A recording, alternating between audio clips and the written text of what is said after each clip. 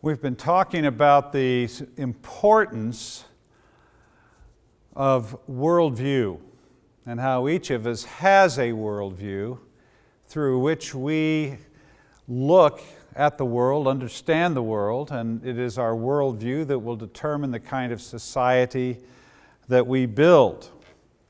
Another way of looking at this is to say that ideas have consequences. I found this illustration of a tree to be particularly helpful to people. A tree has roots, and the roots of the tree correspond to the belief system of a people.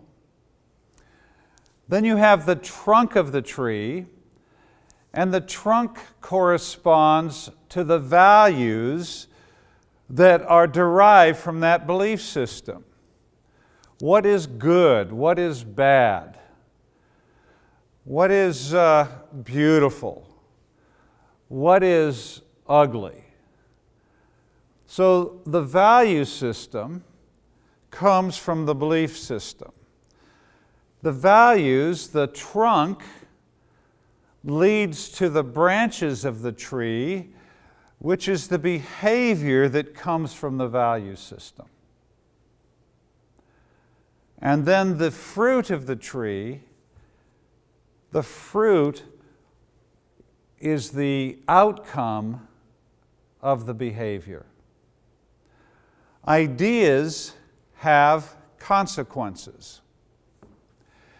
If in a culture we believe that men are superior to women, we have that value that male is superior to female, that causes men to behave in a certain way and women to behave in a certain way.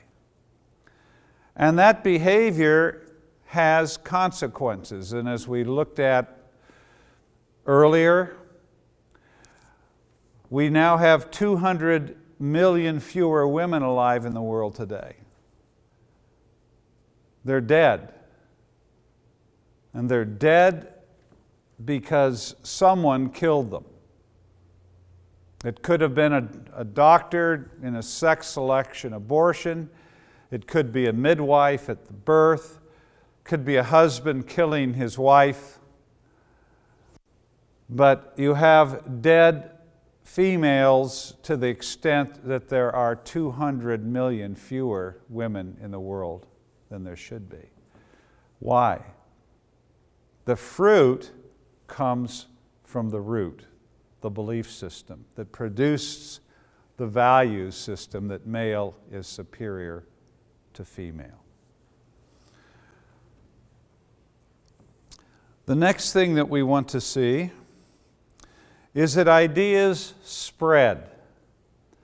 And they spread in three ways. They spread around the world, then they spread through time, and then they penetrate culture. And I'd like to look at each one of these for a moment. First of all, ideas spread around the surface of the world.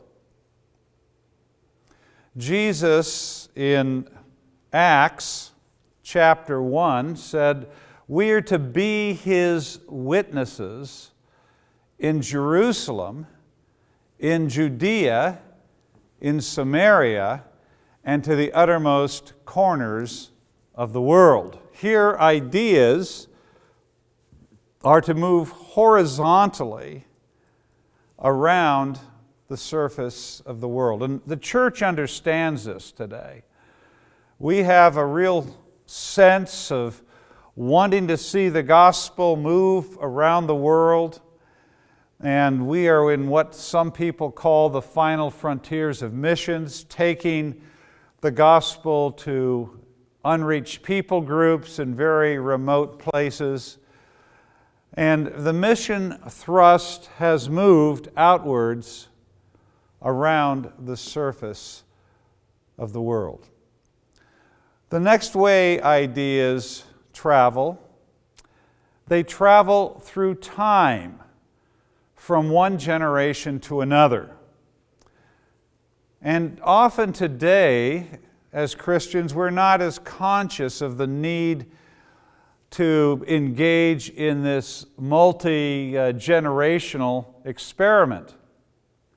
But the gospel is to go from parents to children and children to grandchildren.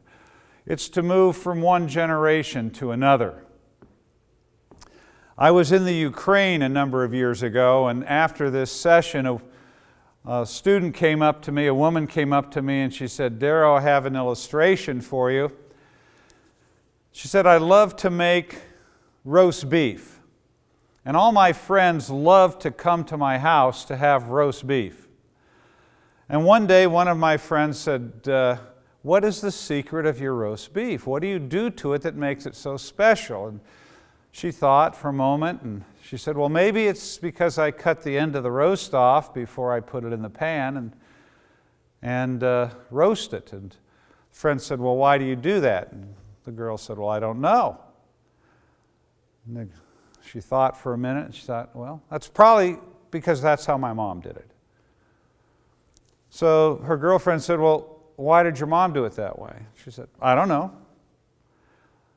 "Well, next time you see your mom, ask your mom why she cut the end of the roast off." And so when she saw her mother later in the week, she said, "Mom, why did you cut the end of the roast off?" And the mother said, "I don't know. That's just how Grandma did it." "Well, why did Grandma do it that way?" "Well, I don't know. She just did."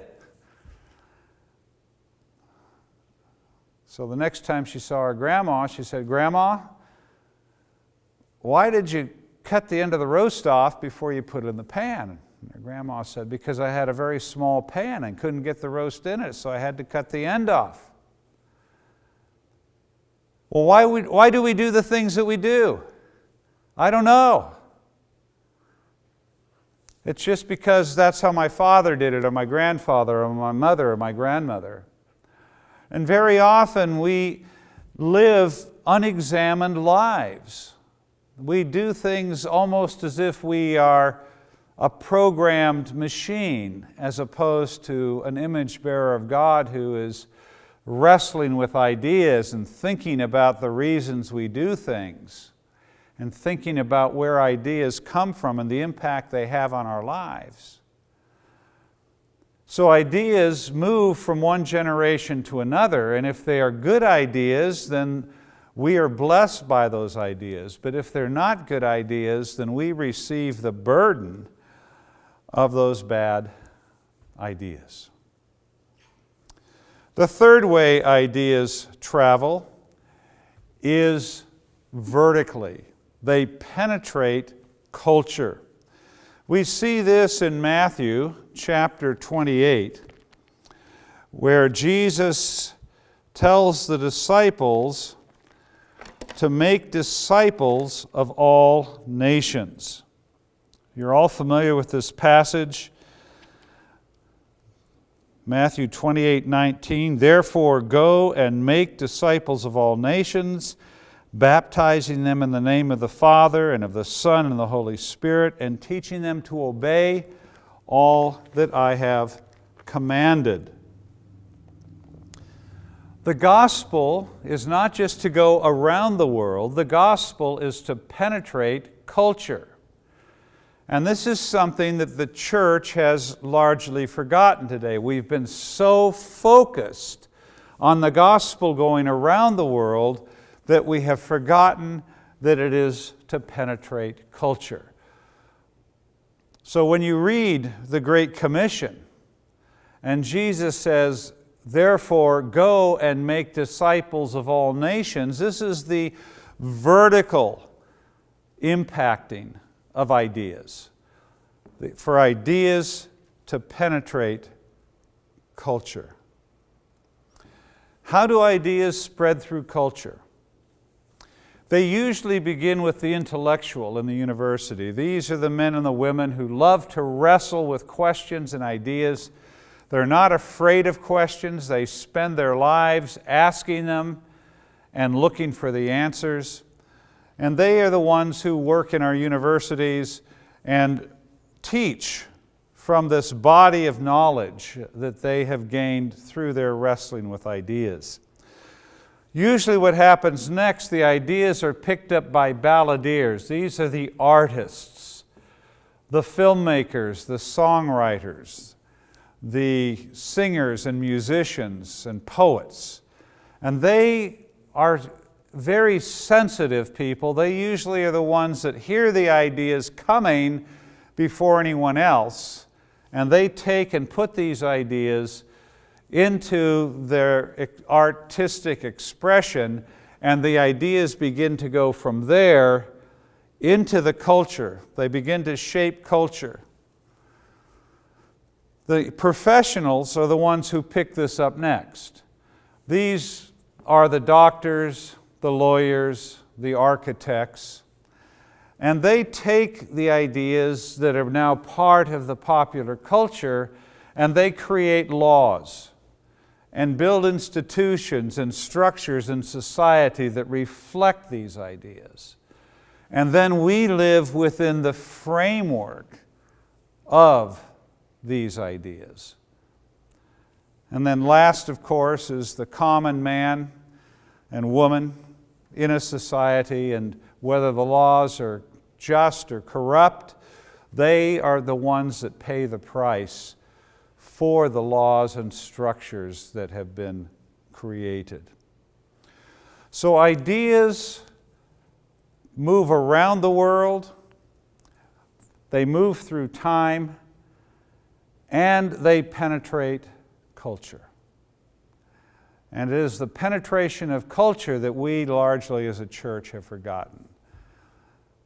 We have seen the Great Commission as going into all the world, preaching the gospel, saving souls for heaven, and maybe planting churches, but we have not seen the gospel as discipling nations.